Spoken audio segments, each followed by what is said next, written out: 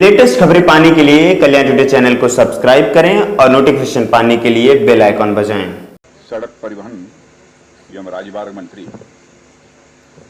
और हमारे मित्र श्री नितिन जी गडकरी, केंद्रीय जल शक्ति मंत्री Shri Gajendra Singh ji Shekhawat, chief of defence staff general Bipin Rawat, air chief marshal R K S. Bhadauria, Shri Sukhram ji Bishnoi, Rajasthan के राज्य वन मंत्री श्री देवजी पटेल, हमारे member of parliament Jalore, doctor ji Satish Reddy, chairman DRDO Shri Sanjeev Mittal, FADS air marshal Sandeep Singh ji, AOC in C south west air command, road transport highways मंत्रालय एवं रक्षा मंत्रालय एवं राजस्थान सरकार के अधिकारी वर्ग, यहाँ पर कुछ विधायक ये लोग भी आए हैं। अच्छा, राजस्थान, आप सबका भी मेरी तरफ से स्वागत है। आप सबका भी। देवियों एवं सज्जनों, सबसे पहले तो मैं आप सबको एक इस ऐतिहासिक क्षण के लिए बधाई देना चाहता हूं, और इस ऐतिहासिक जो अवसर हम लोगों को प्राप्त हुआ है, विशेष रूप से यदि मुझे बधाई देनी होगी तो मैं श्री नितिन जी गडकरी को अपनी तरफ से इसके लिए विशेष रूप से हार्दिक बधाई देता हूं। यह अवसर हम लोगों को प्राप्त हुआ है। इमरजेंसी लैंडिंग फील्ड पर हम लोगों को C-130 के द्वारा उतरने का अवसर प्राप्त हुआ है, और उसमें बैठकर ही हम लोगों ने उसकी सुखद अनुभूति की है। और जिस प्रकार से स्मूथ लैंडिंग हुई है, और स्मूथ लैंडिंग के पहले भी बराबर चीफ एयर मार्शल भदौरिया जी हमको बतलाते रहे कि साहब बहुत बढ़िया वहां पर जो है इमरजेंसी लैंडिंग या फील्ड बनी है, बहुत ही शानदार बनी है, और मैंने देखा बहुत ही स्मूथली उसकी लैंडिंग हुई है। अभी तक आप लोगों ने सड़कों के ऊपर गाड़ियां चलते हुए देखा होगा, ट्रैक्टर चलते हुए देखा होगा, बैलगाड़ियां चलते हुए देखा होगा, रिक्शा चलते हुए देखा होगा, लेकिन अब आप सड़क के ऊपर जो है हवाई जहाज उतरते और हवाई जहाज को उड़ान भरते हुए अब अपनी आंखों से आप ये देख रहे हैं। तो यह ऐतिहासिक अवसर यदि हम लोगों को प्राप्त हुआ है, तो मैं मानता हूं कि हमारे प्रधानमंत्री जी के मार्गदर्शन में हमारे सड़क परिवहन मंत्री और हमारे मित्र श्री नितिन जी गडकरी को इसका श्रेय जाता है। मैं पूरी एनएचएआई को, national highway authority of India को, इंडियन एयरफोर्स, इनको भी अपनी तरफ से विशेष रूप से बधाई देता हूं। मित्रों, आप सब जानते हैं कि आज देश आजादी का यह अमृत महोत्सव मना रहा है।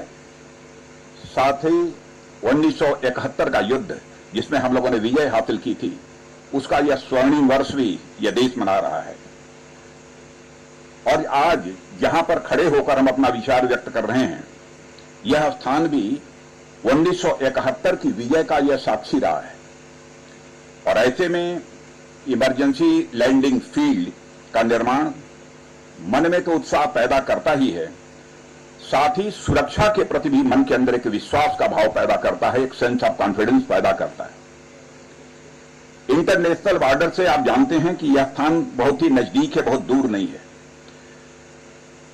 और इंटरनेशनल बॉर्डर से कुछ ही कदम दूर इस प्रकार की इमरजेंसी लैंडिंग फील्ड का तैयार होना यह सिद्ध कर दिया है कि भारत अपनी एकता, संप्रभुता और अखंडता की रक्षा के लिए सदैव तैयार है, और किसी भी चुनौती का सामना करने की भारत के अंदर एक कुवत है।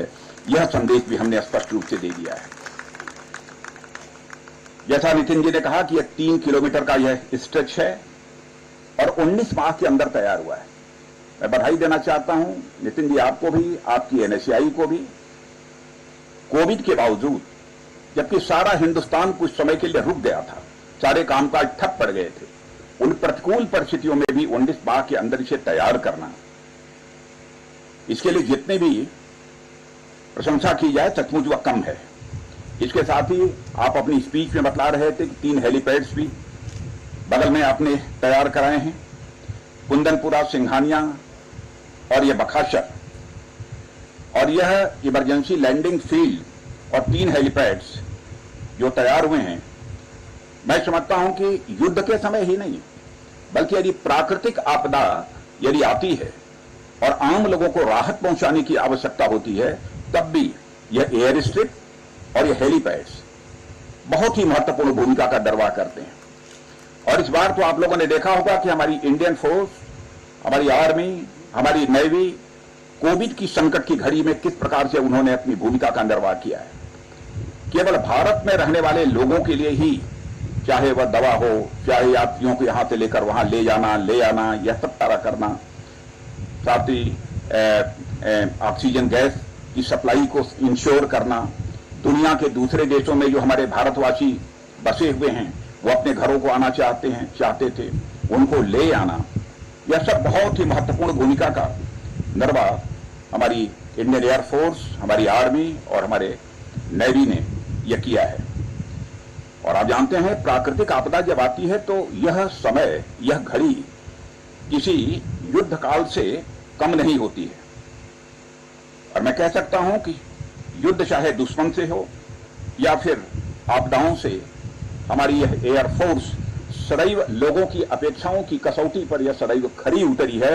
यह बराबर पहले भी मैंने देखा है, जब मैं रक्षा मंत्री नहीं था, और रक्षा मंत्री रहते हुए भी प्रत्यक्ष अपनी आंखों से इसे मैं देख रहा हूं।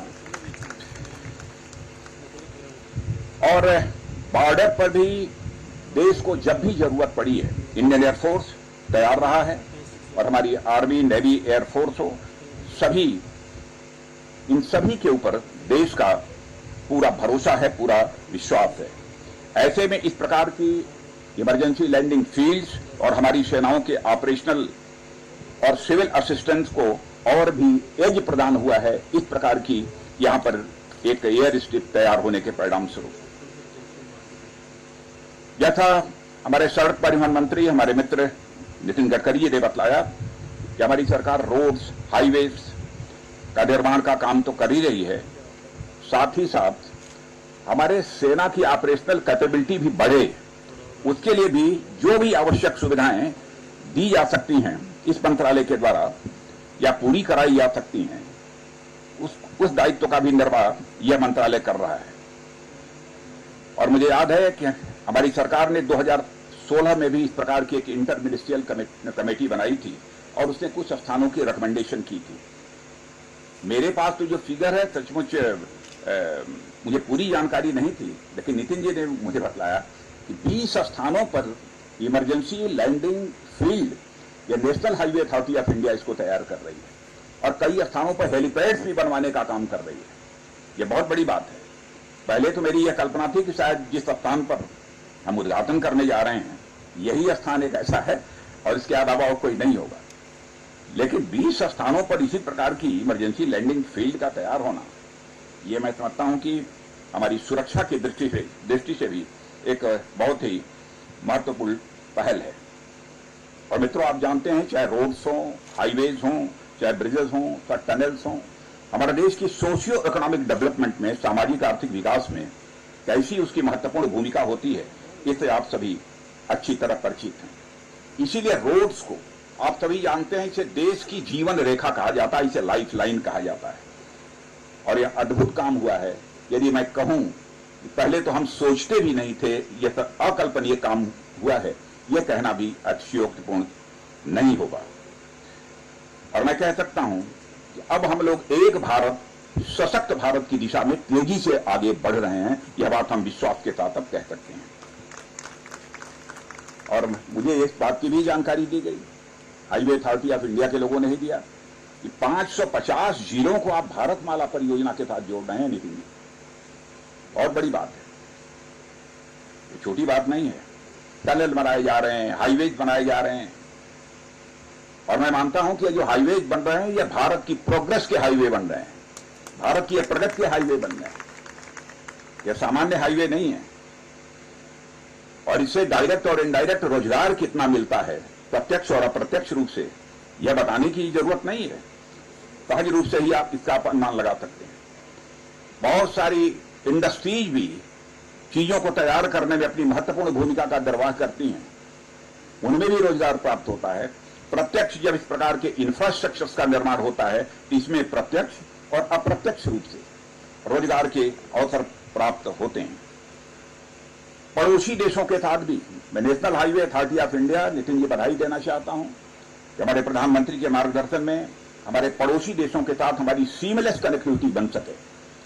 इस दृष्टि से भी बहुत ही उल्लेखनीय कार्य आपके द्वारा किया जा रहा है। आज के अवसर पर मैं बॉर्डर रोड ऑर्गेनाइजेशन की यदि चर्चा न करूं तो मैं समझता हूं यह न्याय संगत नहीं होगा। और बहुत नजदीक आकर रक्षा मंत्रालय का दायित्व जब से हमने संभाला है, मैंने बॉर्डर रोड ऑर्गेनाइजेशन को काम करते हुए देखा है। सचमुच बॉर्डर रोड ऑर्गेनाइजेशन के ऊपर भी मुझे गर्व की अनुभूति होती है। बहुत अच्छा काम किया है। कितनी जटिल परिस्थितियों में या कितनी ऊंचाई पर जा जाकर उन्होंने काम किया है, यहां बैठे बैठे कोई इसकी कल्पना नहीं कर सकता। और मैं आपको जानकारी देना चाहता हूं, लद्दाख पे उन्होंने हाल में 19,300 फीट की ऊंचाई पर